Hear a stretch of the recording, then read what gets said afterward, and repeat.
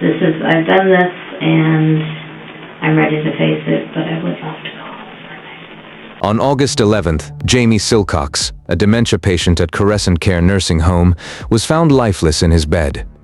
Despite an autopsy being conducted, no foul play was detected and his death was officially recorded as natural causes. But as the months and years passed, the same nursing home began reporting more and more patients dying under strikingly similar circumstances.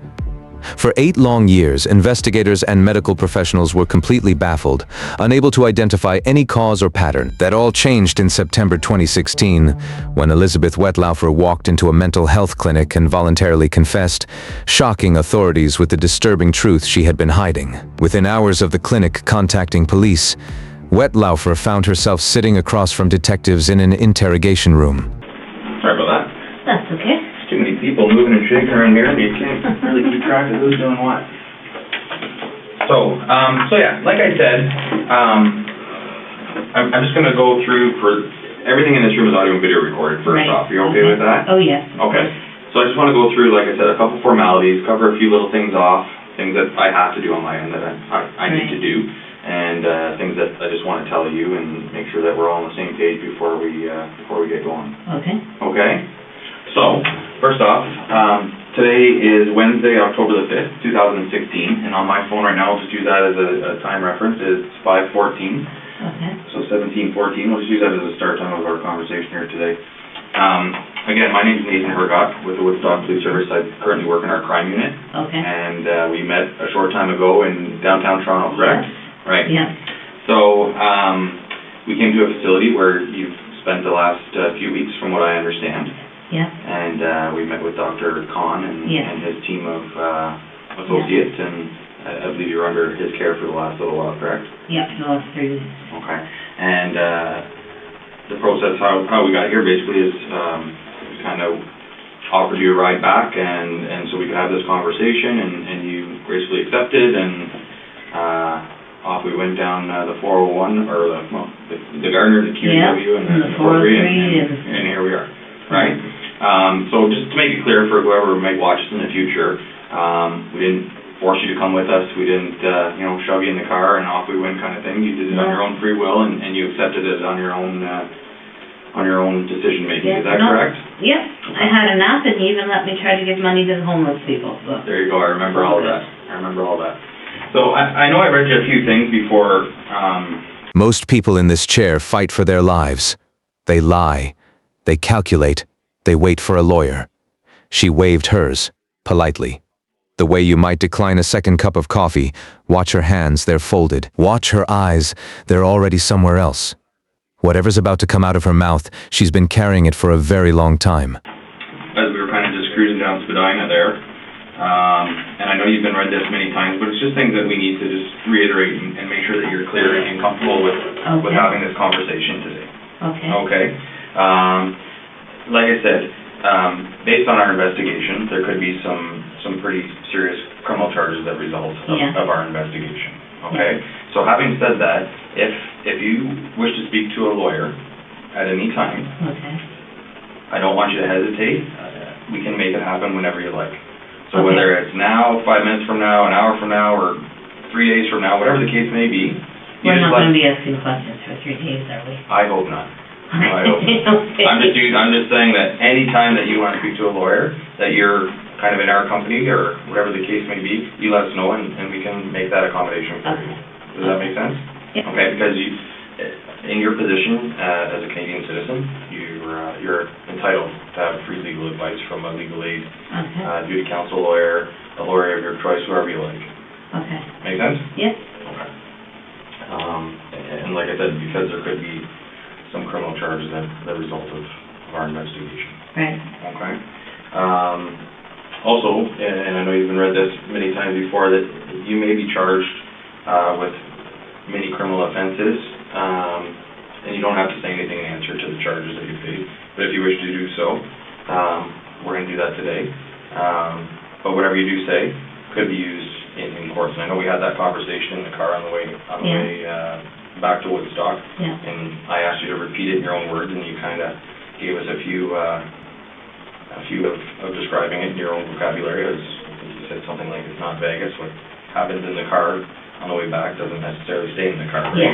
So that's same right. thing in this room. Anything that you Okay. say and everything that we talked about should be used as evidence at court. Yep, Okay? okay, So kind of, to put it easily, the same rules apply. okay. Okay? And if you've spoken to any other police officers, I know that you've dealt with the Toronto police Toronto, officers. yeah. There was a couple officers in the car on our trip back here.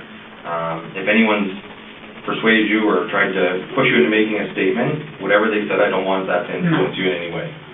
Okay? No, what I'm I want about you to say, I'm giving up my own free will. Okay, all right, and I appreciate that. And we'll get moving forward. For another few things, and I know that we said this in the car, you are not under arrest right now. Okay, Okay, I want to make that very clear to you. okay, Okay, you're not under arrest. The door is unlocked, okay? I'm not impeding your way to the door. If you want to leave at any time, if you want to stop talking to me at any time, you just let me know, and we'll just carry on from there. okay, Okay, but you're not being held here against your will. We're not Yeah. forcing you to speak to us. We just have some follow-up questions from the investigation that kind of Okay. got going while you were in Toronto. yeah. Being interviewed is hard because it takes so long. It does. So I'll do my best, like I said, if I have to get up and pace around a bit or whatever. If you want to take a break at any time, you let us know. If you want to get up and pace around, I'll just kind of hang tight here and Yeah. we'll just keep conversing as long as you're comfortable. I'll go as long as I can. Okay. All right. Sounds good. That's kind of all the formalities, but like I said, those are the things that I just wanted to make sure that we're clear to you. And if you have any questions for me before we get started, the floor is yours. If there's No. anything or any concerns that you have. No, I want to get through this and find out what happened to my mom and dad, because I know they're upset because someone went to visit them today. Okay. We And visited them today, and they said, they're here, we're concerned, what's going on? yeah. Oh, I can imagine. I honestly don't have those answers for you, Okay. but I can get them for you. My role in this investigation so far has been not as in-depth as some of the other officers. Okay. But my task today obviously was to travel to Toronto and meet with you with my fellow coworkers Yeah, and come back here and have a conversation. So that's kind of where I'm at right now. But I can definitely get those answers for you, and I don't want to upset any more people that need to be, especially your mom and dad. yeah. And Okay. you should have bought blue jay tickets while you were there. You know what? If I could afford them for the playoffs, I probably would have. Yeah, that was exciting last night. So just for the record, and I know you prefer to go by Beth is what you told Yes. us, is that correct? Yes. Can you just state your full name for me? Elizabeth Tracy May Wettlaufer. Tracy May? Yep, Okay, and just spell your last name for the record. Wettlaufser. Perfect. And Beth, the reason why we're here today is because we've received some information back at the end of last week with regards to some information that was provided to the Toronto Police Service, which has led us into quite a bit of work, and Lisa's here today to speak to you with regards to kind of how this all started and follow up. But basically, I've watched your statement that you provided to Toronto. Okay. And we've been provided this document here. Does that look familiar to you? Yes, Okay. that's right. All right. And from what I can see here, there's 4 pages of a handwritten document. Is that your handwriting? Yes, it is. Okay. And it just kind of goes through some people that you've encountered in your career from 2007 through to 2016 of August. Yeah. August of 2016. Okay. So that's kind of the focus of our investigation right now is the information that you've put on these 4 pieces of paper. Yes. Okay. But before we get into that, I just want to kind of get an idea of your career and where you've been in your career and kind of how you got into things and. Registered nurse. I started from Huron Park Secondary School.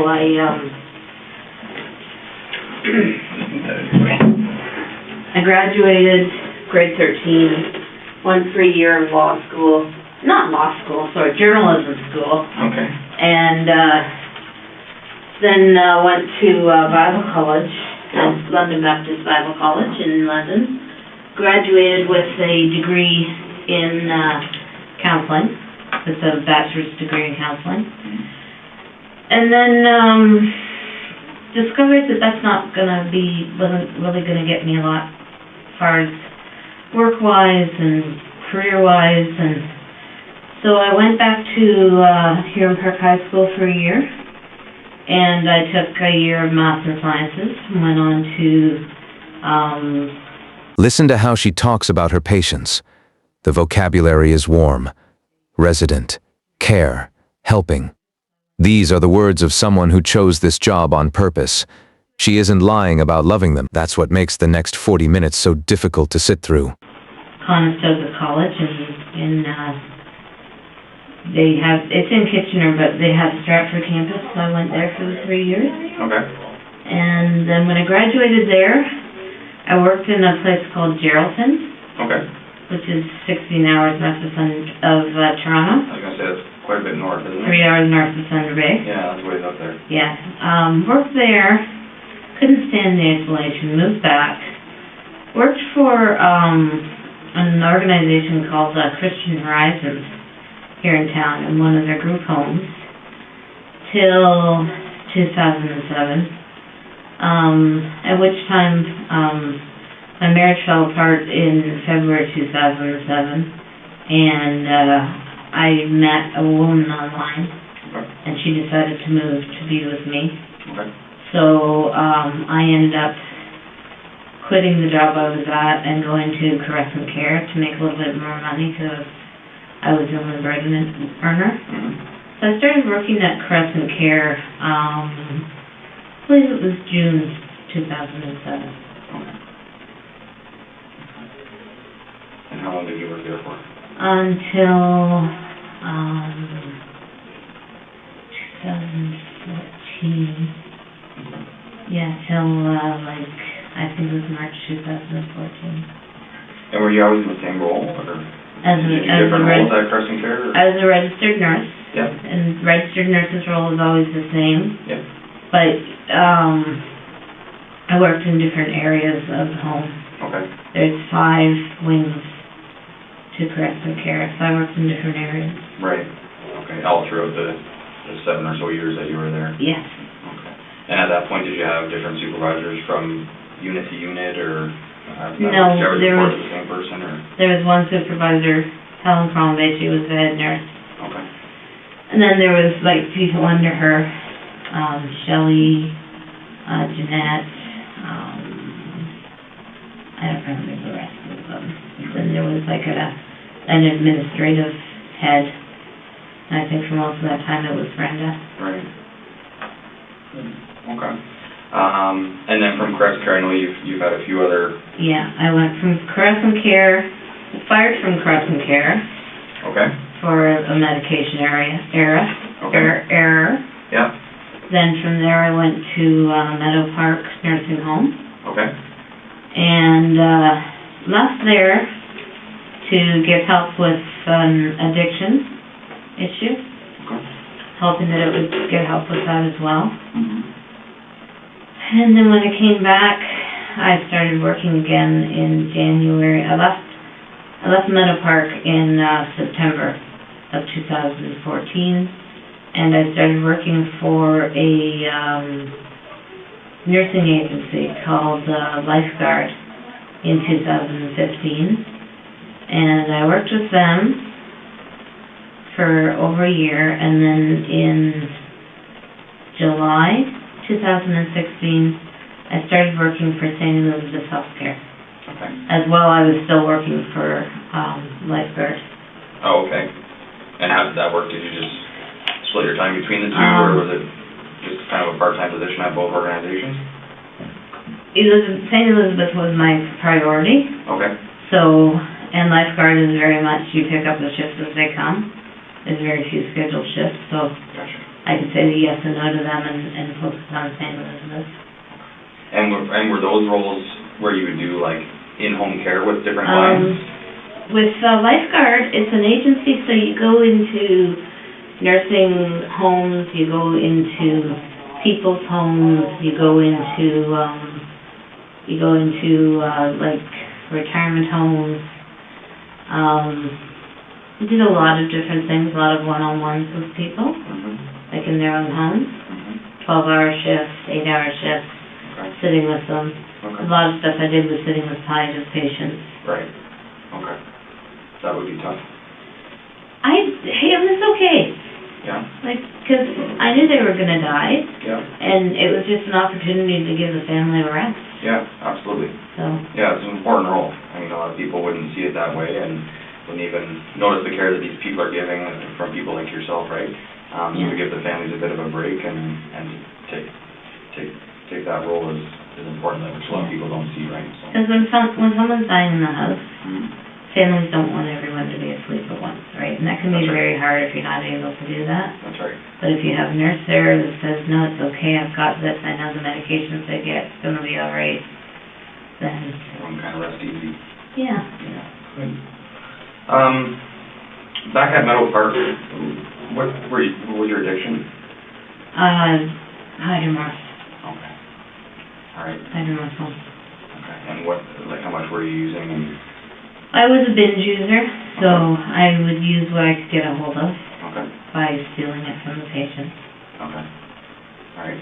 And how would that work? Would it just be in their allotted medications, or would you have access to a card to feed your addiction? There's some of their allotted medications. Some of them had confusion, so they couldn't tell the difference between what pills you were giving them, so I could give them a laxative instead of their hydromorph. Okay. There was a lot of them had as needed, so it would be in a big card, Mm-hmm. and then they'd say, I would just punch out that, oh, Barney needed 2 of those today, and oh, Billy needed 3 of those today, when they really didn't. Okay. And that's how I would get a hold of it. Okay. Every once in a while, there was also a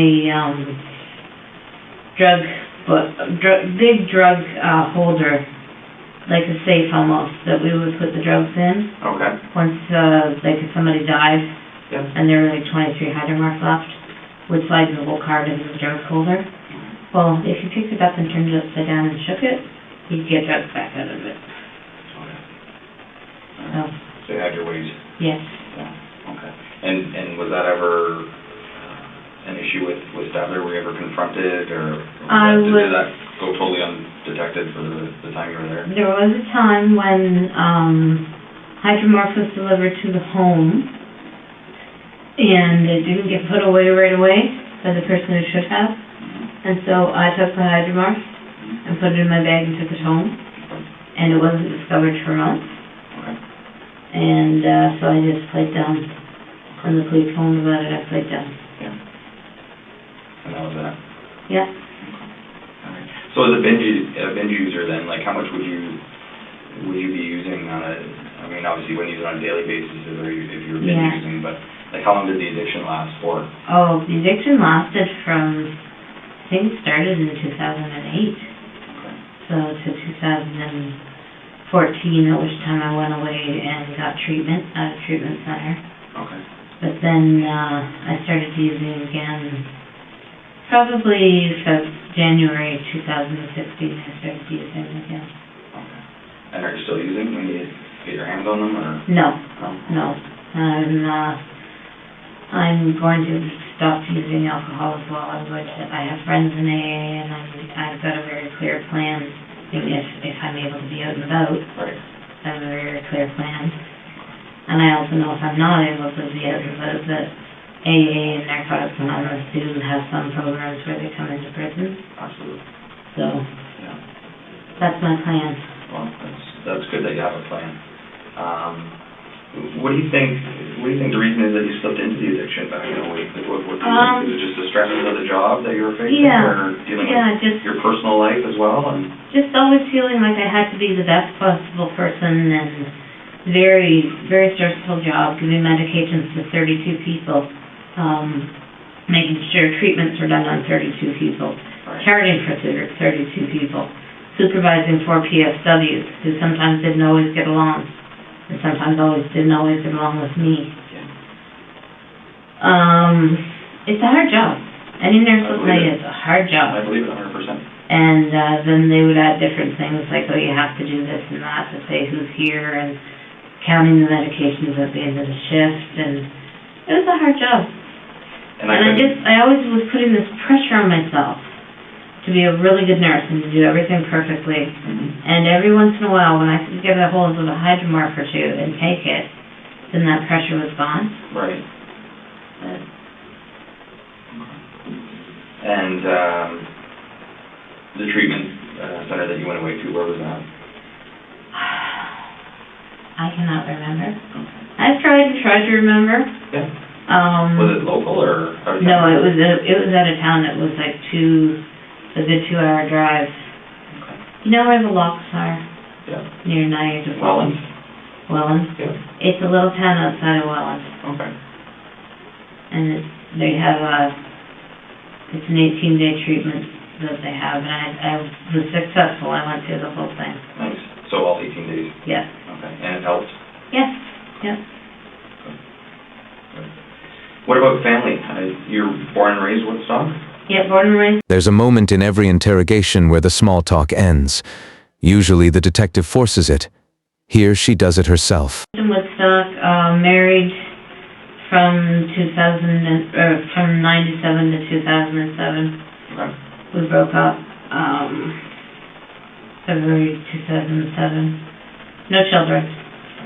I wanted them, he never did. My mom and dad are in their 70s, 75 and 76. I have cousins all over the area. Yeah.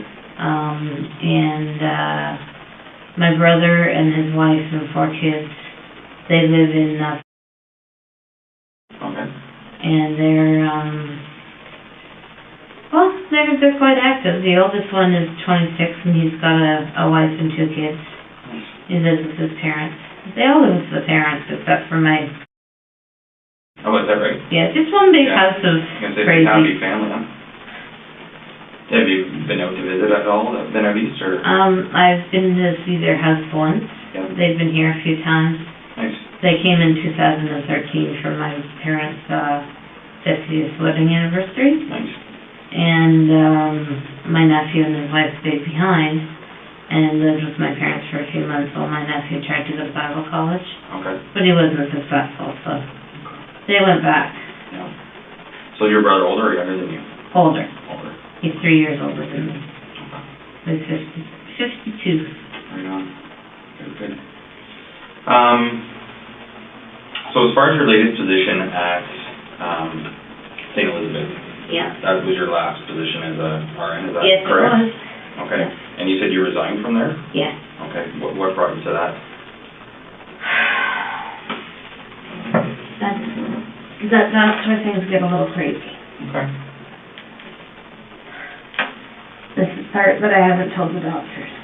Okay. Because it seems so stupid now. When my ex and I broke up in 2007, I was already taking the medication for my borderline personality disorder.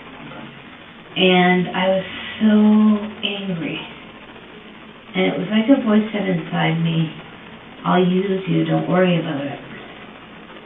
And the different times that I have caused people's deaths or caused them discomfort through the insulin, I believe it was the influence of that voice or whatever it was. It wasn't a voice in my head, it was a voice in here. And when I would do it, afterwards I would hear like a laughter in my chest. So... She doesn't smile when she says it. She doesn't pause for effect. She says it the way someone describes a symptom to their doctor. Something happening to her, not by her. And this is the part the families will never understand. She didn't enjoy it the way you'd expect a killer to enjoy it. She experienced it the way an addict experiences a high. Something arrived, something rewarded her, and something left. And then she went back to work. Started working for St. Elizabeth, and I was doing well, but it was a lot of pressure. And the way that, that I've helped people to die has been through insulin. And after my 30-day evaluation, my supervisor came to me and said, I'm really sorry.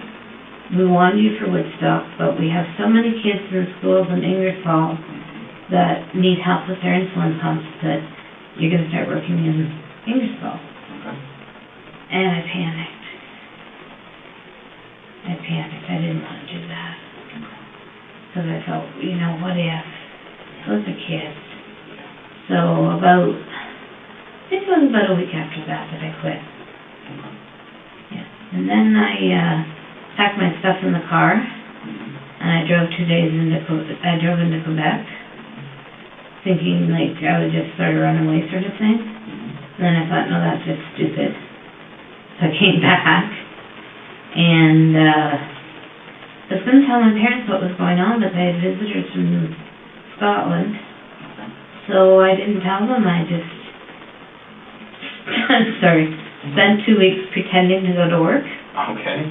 While the visitors from Scotland were here. Right. It's funny, but it's not funny. And then, once they left, I decided I didn't want to nurse anymore. I didn't want to hurt anybody anymore. So I also quit my other job. And then I decided, whatever Friday that was, that, like, I did a lot of looking into how I could get help, because I realized I needed help with whatever this was. Right. Because part of me had started to believe that it was the devil, and part of me thought it might be God with a purpose through my life. And I know the doctor asked me those questions, but I didn't answer them because I was so ashamed. But I just, I didn't want this to keep going on. Notice the pattern hiding underneath her words. The ones she chose were difficult, inappropriate, hard to care for. The ones the other nurses complained about. She didn't pick strangers.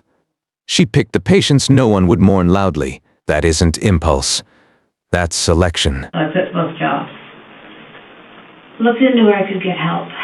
Dr. Fernando is my psychiatrist, and he's not a very nice man. So I went on an online support group and was talking to people on there, and they were saying, you know, get some help. So then I started researching some psych boards and stuff, and I saw CAMH, and they're the only mental health facility in Ontario that has an emergency department. Okay. So I made a decision, and I went there one Friday morning. I took the train, and off I went. And before I went, I told three people what was going on. My friend from AA, and my friend. I told them what was going on. They said, yes, go and get help. And my friend drove me to the train station. And when you say you told them what was going on, did you get into details of why you were going to seek help? Or? I told them that I had been killing people using an insulin overdose. And they all said, yes, you better go get help. So off I went. Okay. And? She's a friend from when I used to work at. Okay. All right. His last name? Okay. And she drove you to the train station on the Friday morning? Yeah. To the Woodstock train station? Yep. Okay. And then your other friend?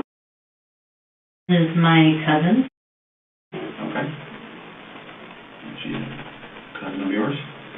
Yeah, she lives in BC. Okay. And if you don't want to tell me, that's fine, based on the reason why this person may not be a friend, but your AA friend. My AA friend, yeah. Okay. I can tell you her first name, but okay. Otherwise it's confidentiality. And I don't want to dig into that at this point. That's not a problem at all. So did you disclose the same thing to all those three people? That I had been giving insulin overdoses. I didn't say why, because at that point I felt so stupid. Yeah. It just felt so stupid. And Beth, to be honest with you, I admire the way that you're conducting yourself and telling us and having this conversation with me. I thank you for that. And I'm not here to judge in any way. I know. So I want you to know that. And I'm not a doctor. I know you spent a lot of time at CAMH the last 3 weeks, right? Yeah. And I'm far from a doctor, But I do appreciate you telling me the truth and telling me the way that these things happened and played out. Yeah. And I admire you for that. And it's, it's been a while because I've been stewing about, like, do I give the names of the people that I killed? Right. Because then here's 8 families that thought that their family member died peacefully and normally, and they didn't. And what's that going to do to those families? Right. And even up to going to the hospital, I decided I was just going to give the first names. And my cousin said, listen, they know what years you worked there. If you don't tell them the exact names, they're going to go in there and go over every single file. And that's going to be even worse for the families there. Right. So that she was the one to give me that advice, to give the names. Okay. And as far as you know, have these people reached out to any of the police agencies where they may reside to notify that you told them this? Or no. Did you tell them in kind of confidence? I told them in confidence, and they said they promised me they wouldn't tell anyone. Okay. But basically the impliance was if I didn't get help, then they'd be on the phone the next day. Okay, I got you. So did you tell them basically then on I told them Thursday? I told them the night before I went. Okay, so Thursday night? Yeah. And then you took off Friday morning? Yeah. Okay. But that's basically what they said was, if you haven't gotten help Friday, then we're calling the police. We love you, but we're calling the police. Right. Well, they just probably felt that they had a obligation, right? Yes. Yeah. Maybe a moral obligation or however they saw it, right? Yeah. What medications are you on right now? I'm taking fluvoxamine. It's called Luvox, 200 milligrams. It's anti-obsessional and an antidepressant. Okay. I'm taking 300 milligrams of Seroquel, which is an antipsychotic, and they upped that when I was at KNH. Okay. Which has really helped clear my thinking. Has it? Good. And then I'm taking a couple of blood pressure medications, and then I've got some loxapine for when I get really agitated. Okay. And when we left the hospital, you had taken, I believe, some Ativan, is that right? I took 2 milligrams of Ativan when we left the hospital. Right. Which was, you guys noted the time, 1:30 or something like that. Right. Yeah, exactly. And I've had nothing since. Okay. And I know that the Dr. Khan provided with a prescription that... Yeah, and he also gave me 2 loxapines. Yeah. And was very strict. I am not to take them till all the interviews are over, because they will start to interfere with my thinking. Okay. And then let me see the interview. Yeah, exactly. And you feel that you have a clear, sound mind right now? Yes, I do. Conversing with me in this room? Yeah. Okay. Yes, And everything that you're telling me is the truth and the best that you can remember? Yes. Yeah.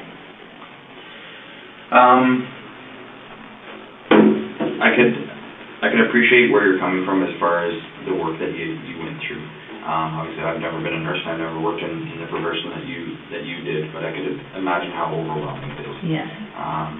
Having a lot of responsibility, maybe not having the support of the administration or your supervisors, just kind of go out and get it done, right? Yeah. And that could be, I could see how that would be stressful, and I could see how that would drive you maybe into your addiction and into other things. But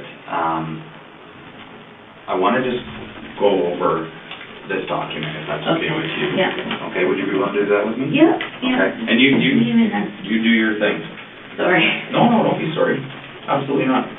This is pretty, major. I've only ever had parking tickets. I've never been arrested for anything. Well, like I said, you're not under arrest right I now, know. but it is a very significant investigation, you're right. I understand. Okay. And like I said before, Beth, I do appreciate you speaking with us, and I can imagine that, does it feel like a weight off your shoulders? Yes. You've been carrying a burden for quite some time. And I've tried to get help a couple of times. Yeah. Well, sometimes it takes a few attempts to finally commit to it, right? Yeah, I had a pastor that I told, and he prayed over me and told me I'd be fine. And that was God's grace. And then... When was that? That was Halloween 2013. Okay. Yeah.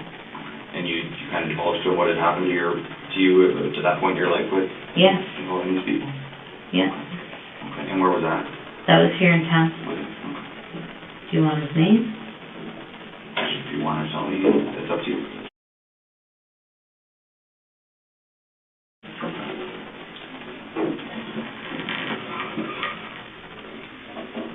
Oh no, sorry, it wasn't. James Silcox was 84 years old. He was a World War II veteran. He had children. He had grandchildren. He had a name before he became a sentence in someone else's confession. She injected him at 9:30 in the evening. She finished her shift. She drove home. She went to sleep. Did I just say 2014? It was 2013. Okay. Okay. All right. So before we get into this, I know that there's a statement which we have and that I've watched where you attended the police station in Toronto at 52 Division. Is that correct? Yes, that's Okay. correct. And I think it was Detective Hamilton, and I honestly can't remember the other detective's name. Now I know it started with an A. And you met with them for I was going to say about an hour and a half. That was nuts. Yeah. And at that point, you had in your possession a photocopy of this document, Yes, right? okay. And you went through and you read it out, Yes.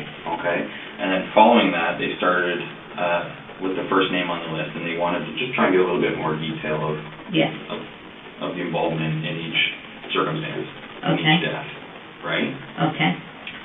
That's what I'd like to do today, and just get some more detail. Okay. Okay? So, It's a long list.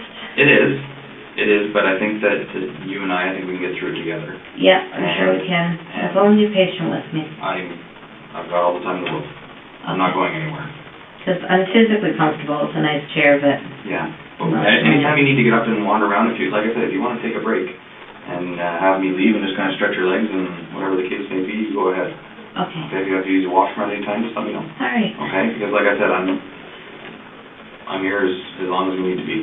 Okay. Okay, and I'm not pressuring you to stay any longer than you want to, but I think if we just kind of sit down and go through this, like I said, we'll get through it together. Yes. I'm a pretty patient person, and I'm here to just listen to what you have to tell me, okay? Okay. Okay, and like I said, I appreciate it. Okay? So, how about we just do this together? I'll just bring this over here. Is that okay? Sure. Okay. So I'm not going to have you read through this entire document because you already did that, right? I have written it. I have read it. I have, lived it, so... Yeah, absolutely. So, Mr. Silcox. Yes. Okay, September of 2007. Yeah. Okay. He's the first one that died as a result of what I did. Okay. And before you get into that, you have signed kind of page numbers, all that kind of stuff on each of these documents. So we'll just go in order of how you've written it, okay? And I know that the detectives in Toronto kind of had this in their possession and just kind of got you to recall some things. Yeah. I'm just going to keep it here because, you've already written this out. So what's on here is, we already know that. I just have some follow-up questions with regards to each circumstance. So Mr. Silcox, it says here you were working a double shift from 3 till 7, right? 3 p.m. to 7 a.m. Right. Okay. And this was at Crescent Care? Yes. Okay, in Woodstock? Yes. Okay. And tell me about your knowledge of James and your daily interactions during a shift with him. I didn't see him every time. He wasn't always my patient. I just knew from what people had said that he would grab the nurse's breasts and buttocks, and he would say horribly inappropriate things about his wife, that now he was there, he was going to... There's a word people use when they get away with something they shouldn't have. Relief. It's a confession disguised as an emotion. She didn't feel guilt. She didn't feel fear. She felt the absence of consequence, and her body interpreted that as peace. She was going to fuck all of Woodstock, and just would say inappropriate things. And he did touch me inappropriately once. And where was that? On my breast. On your breast, okay. And were you alone in the room at that point? Yes. Okay. Did he have a roommate at all? Did James have a roommate? He must have. He wasn't in a single room. So he was either in a double room or a quadruple room. Okay. Would you remember any other residents that would be roomed with him at that time? Or? No. No? Okay. No. That's okay. What portion of the home was James in at this point? He was in there's an east wing, south wing, north wing. He was in the north wing, about halfway down, and he was either in a double bed or a quadruple bed. Okay. All right. And the diagnosis of his health at the time you were caring for him, do you remember? He was post-hip surgery and he had dementia. Do you remember how old he was approximately? No, I don't. I'm going to say 80s. In his 80s? Yeah. Okay. And, sorry, he was not a diabetic? Not a diabetic. And, sorry, you said he had dementia? Yes. Okay, which you've also noted here as well, right? Yes. Okay. So tell me about the night. Was this the first person that you did this to? That I tried. Well, there were other people that I'd done it to who didn't die. Prior to James? Prior to James. Okay, and are they documented on here? He's the first one who died. Right. Back here? But there's some other... People who didn't die. Right, so I can't read that first name. Clotilda Adriana. Okay, so that was, I mean, they're both September 2007, but that was Yeah. before James? Yeah. Okay. So was this your first attempt at overdosing these people on insulin? Yes, Clotilda was. It was Clotilda. And I didn't really want her to die. I don't know, I was just angry and had this sense inside me that she might be a person that God wanted back with him. Okay. And is that feeling you're referring to that you had in your stomach Yes. at times? Yes. Okay, is that the point, and I hate to get off topic here, but the point where you had these feelings in your stomach and almost that laughter after it happened, Yeah. is that the part that you didn't tell Dr. Khan? Yeah. Okay. Okay, I just wanted to be clear on that. I told him about the laughter in my stomach, but not the feeling that this might be the person that God wants. Okay. Because I just sounded so stupid. It's your feelings, right? Mm-hmm. I honestly felt like God wanted to use me. And Dr. Khan kept asking me, do you think God chose me for a special purpose? I kept saying no, because that did not sound like a special purpose, you know? Yeah.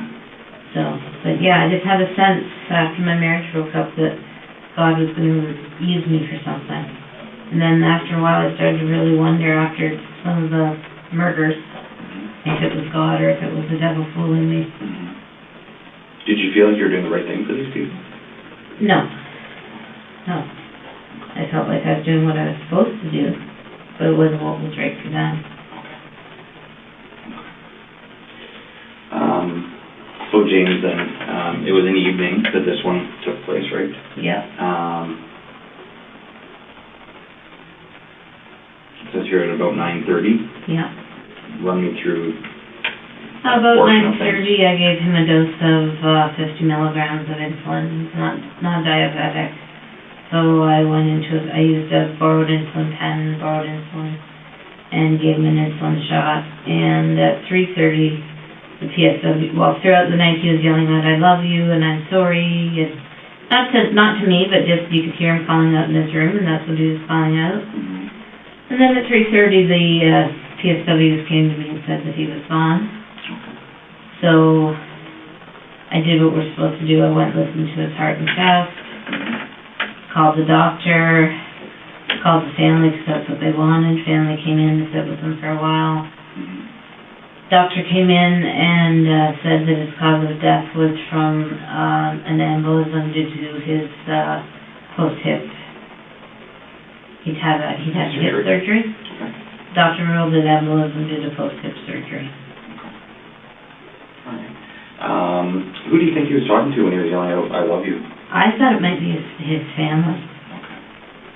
I really did. And when they came in and talked to me, they wanted to know if he'd said anything. Right.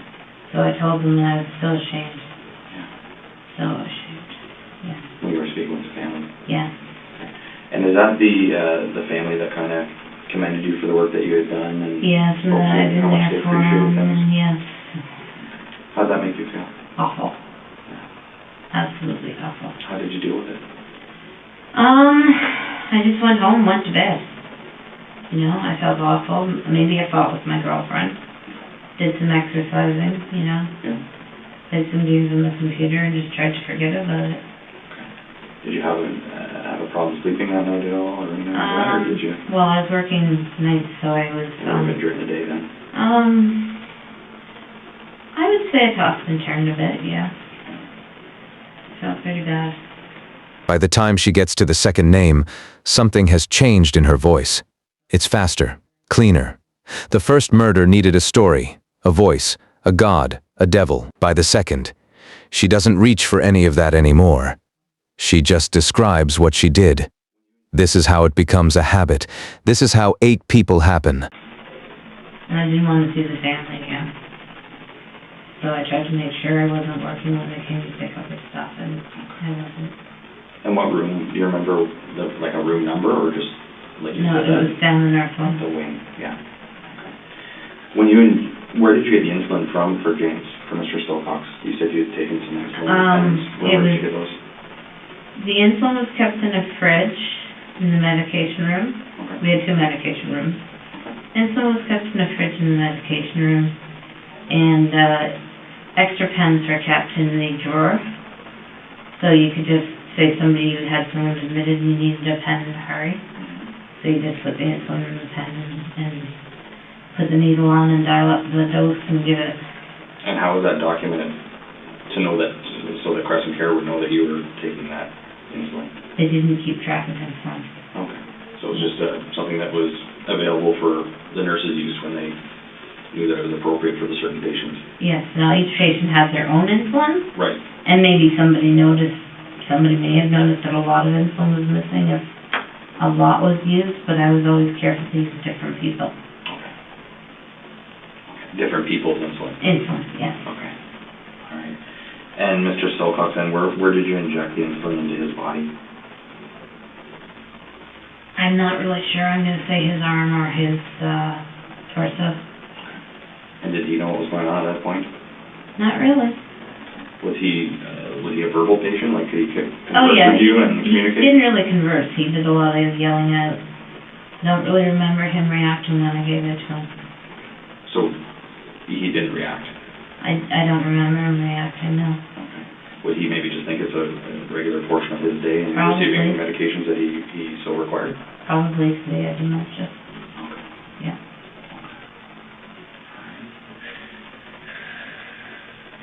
Is there anything else you can remember about Mr. Silcox? His wife and daughter loved him a lot. Mm-hmm. And how does that make you feel? Crappy. Yeah. Horrible.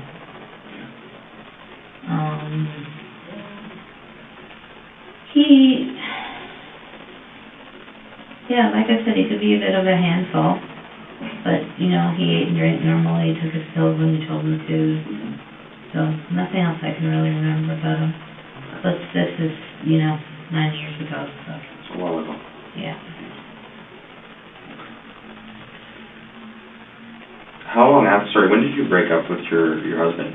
I broke up with him. Was it August 2007? Oh, no. I broke up with him in, end of January, beginning of February 2007. Okay, so it was quite some time till September until you actually... Yeah. All right, I guess. By that time, I was in a new relationship with a woman. Okay.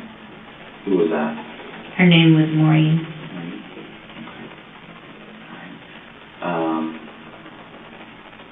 Did you ever disclose to her what you were doing? No, absolutely not. So you just kind of went about your thing with Mr. Silcox? Yeah. Went home that day, did your kind of some exercising, computer games, went to sleep. Did you work again that next day? I don't remember. Don't remember. Do you remember who you would have been working with on that occasion? No. No? No, I don't. I'm sorry. Okay. Are you okay? Yeah. You want to get up and stretch? I just do a lot of fidgeting. Okay, that's okay. Hey, you're not bothering me. I just want to make sure that you're comfortable. Yeah, I'm okay. Okay. If I need something, I'll do it. Okay. You betcha. Do you remember who your supervisor would have been at that point? Well, that would be Helen Crombie. That was the head nurse? Yeah, she was always, whoever was on as the nurse was the charge nurse. Okay. So I was the charge nurse. And at night, as the charge nurse from 3 to 11, I was in charge of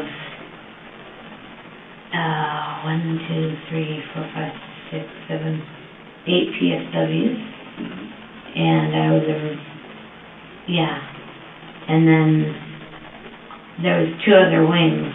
And so at night, as the charge nurse, I was responsible to look after the RPN on the other side. I'd be a resource for her. Okay. There were 4 PSWs on that side and 4 PSWs on my side, so 9 people. Okay. And then Mrs. Conley, of course, she was the resident maid. Okay. She's for Katie's. Yeah. But she's who we all answered to. She was, her and the executive director, Brenda, I don't remember her last name.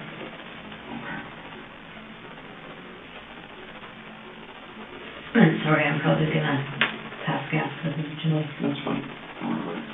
So, as far as Mr. Silcox goes then, besides what you were feeling in your stomach, and besides that you thought that this was a purpose that you were given on from your relationship forward after breaking up with your husband, right? Yeah. You indicated that he wasn't a very nice man. No, he wasn't. Is that a portion of what happened? I don't know. Okay. I wonder if that's a portion of how I chose him. Mm-hmm. And afterwards I did feel a release and a relief. Mm-hmm. Like a relief of pressure. Okay. Because throughout this document, and as we go through it, a lot of these people, you kind of describe them as not very nice people. Yeah. Right? Yeah. So I'm not sure if that's a tendency or a pattern that we see as far as, is that why you chose these people? Yeah, it might be, but I also know I just felt like they were the ones. Right. I had a feeling inside that they were the ones.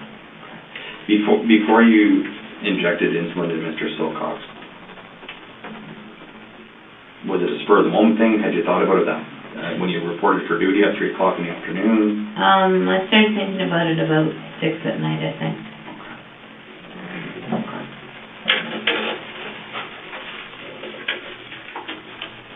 And do you remember who the pronouncing doctor would have been? No. Like, how did that process work? That process, the way it worked was, person's found with no vital signs. Nurse goes in with the stethoscope, listens for 1 minute. If there's no heartbeat, no lung sounds, nurse goes and calls the doctor on call. Okay. There was also a sheet that we had to fill out if we thought it was a coroner's case. In this case, I don't believe we thought it was. And then family is called. And the doctor may wait to come in and pronounce in the morning. Okay. Family can come in and visit the body at any time. Okay. So then the PSWs would get the body ready. Okay. So prior to the doctor announcing in the morning, the family could come in and Yeah. spend time? Yeah, so the PSWs would just clean them up, put on, clean breeches and Right. clean up the bed and stuff. Right. So you said Mr. Silcox, you said we didn't think it was a coroner's case. Whose decision would have that been? I guess I'm using the royal we. Okay, gotcha. Okay. So would that be just a decision that you were trusted to make? No, there's a form Okay. on the computer, and you go down through it, and if you tick off anything that says yes, you notify the coroner. Okay. All right. But you would have clicked off those boxes yourself? Yes. Okay. So obviously, knowing that you had done this to Mr. Silcox, did you feel that you wouldn't click yes so that attention wouldn't be drawn to you? You know, I honestly can't remember if he was a coroner case or not. Okay. He might have been. Now with insulin... Even though I did this to these people, when I did but see, it's phrased as, does anyone have a reason to believe that this death was not natural? Right. So yeah, I wouldn't click that one. If I had done that, yeah, you're right. Okay. All right. And I just wanted to clarify that. Yeah. Yeah. That was just a question. Okay. Anything else you can think about from Mr. Silcox? No. Okay. Maurice. How did you pronounce Maurice's last name? Granat. Is it Granat? Okay. So tell me a little bit about Maurice. This says that this occurred in September or October of 2007. And this was at Crescent Care? Yep. Okay. Tell me a little bit about your interactions with Maurice. He was another one who liked to grab breasts and asses. Okay. He was sometimes The tape ends here. Not because she ran out of things to say, but because there are more names, more dates, more needles, more nights she went home and slept. She was a nurse for 31 years. She prayed before her shifts. She told her friends she loved her patients. The horror was never that she lied about it. The horror is that, in her own way, she meant it. patient of mine. See, at that time, I didn't have a set floor that I worked on. I worked on all the different floors as a nurse, kind of filling in. Okay. So,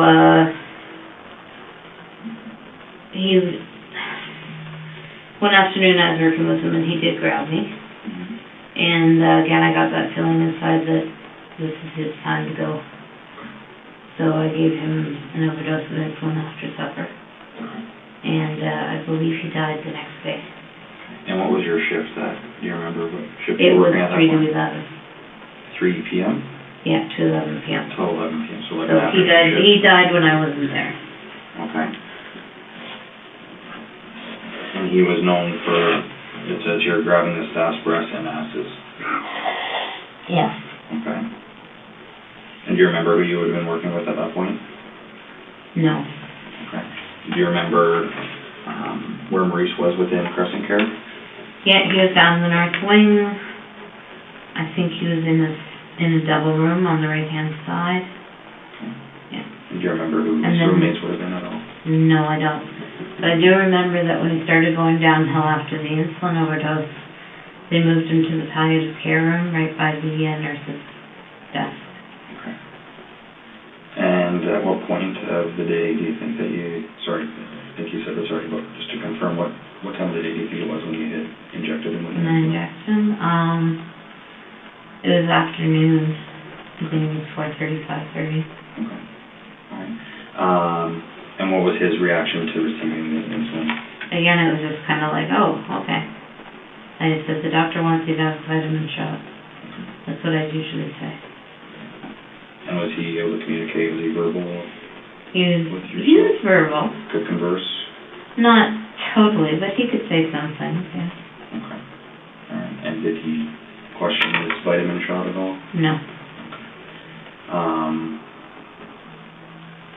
And he passed away the next day? Yeah. Okay. So, being that you weren't there when he had passed away, you wouldn't have been the one checking the boxes. That's right.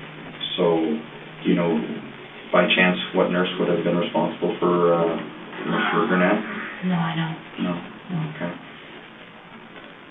Did you ever have any concerns that he didn't pass away while you were working and that, you know, suspicion may arise?